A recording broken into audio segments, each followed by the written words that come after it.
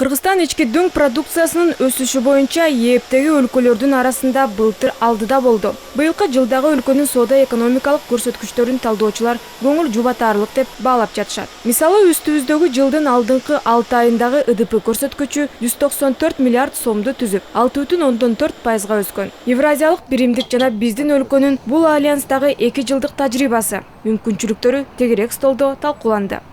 Былтыр Евразиялык биримдиктеги негизги өнөктөштөрдө каатчылык болуп, ал биздин экономикага кедергесин тийгизбей койгон жок дейт вице-премьер Олег Панкратов. Бирок ага карабай өткөн жылы Кыргызстан ИДП көрсөткүчүнүн өсүшү боюнча ЕЭП өлкөлөрүнүн арасында алдыда болду. Экономикалык жааттагы өсүштөр быйыл дагы байкалууда. 2017 жылдын алдыңкы 6 айында эле ички дүң продукт 194 миллиард сомду түздү. Бул былтыркыга салыштырмалуу 6,4% көп. Мы видим увеличение производства пищевых продуктов. Тамак аш продуктуларынын өндүрүлүшү 10%дан ашты. Анын ичинде кайра иштетилген жер жемиштер 1,8%га, ун өндүрүш 30%дан ашса, сүт азыктары 20% ашты. Кийим кече чыгарууда 30%га өстү.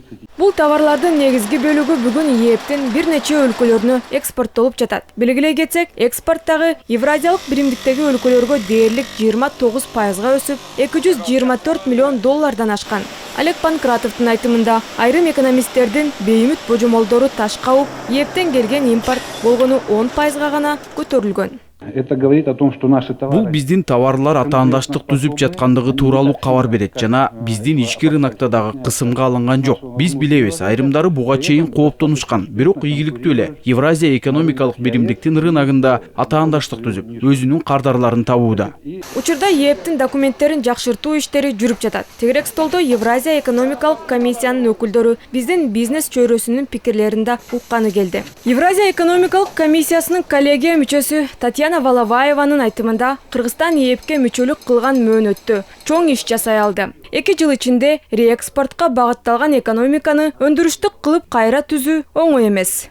Ресурс для экономического роста, как вот простой... Кыргызстандын экономикалык ресурсун түзгөн реэкспорт жоюлуп, анын ордуна инвестициялар келе баштайт. Буга чейин ЭАЭП өлкөлөрү бажы алымдары жок. Альянстагы аймактарга өз продуктуларын жөнөтүп турам десе, азыр алар Кыргызстанга инвестиция жумшоого даяр. Бул өлкөдө квалификациялуу адистер даяр жана укуктук база түзүлгөн. Инвестициялардын келишине себептер көп. Мисалы, арзан жумушчу күч жана электр энергия. Бул жаатта чоң мүмкүнчүлүктөр бар. Бирок адистердин айтымында, биз болгон потенциалыбыздын 10% колдонобуз. Единый рынок означает, что наша электроэнергия будет... Биз буга чейин электр энергияны коңшуларга гана сатып, чектелүү гана кардарлардын койгон бааларына баш ийүүгө мажбур болчубуз. Ал эми бирдиктүү рынок болгондуктан биздин электр энергия рыноктогу баада сатыла баштайт. Анткени Евразия экономикалык биримдик боюнча электр энергиянын баасы бир топ кымбатыраак. Муну менен биз продукциябызга болгон суроо талапты эле эмес, биздин энергетика тармагына болгон салымдарга да түрткү беребиз.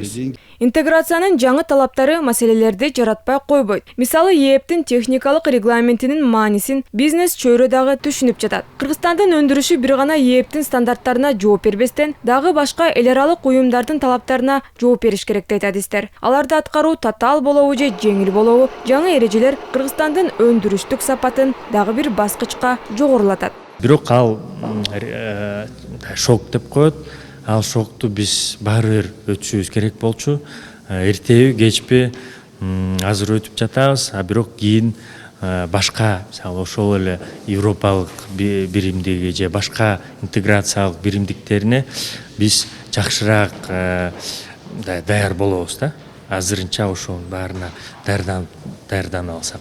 Канткен күндө дагы кыргыз тарап бул боюнча өз кызыкчылыктарын коргойт. Бизнестин сунуштары дагы Евразиялык комиссиянын карамагына алынып жатат. Евразия экономикалык комиссиясынын коллегия мүчөсү белгилегендей, Кыргызстан альянска кирген жаңы өлкө болгондуктан көз караштары башка өнөктөштөргө салыштырмалуу курч жана кызыктуу экенин айтып, биздин сунуштардын маанилүүлүгүн баса белгиледи.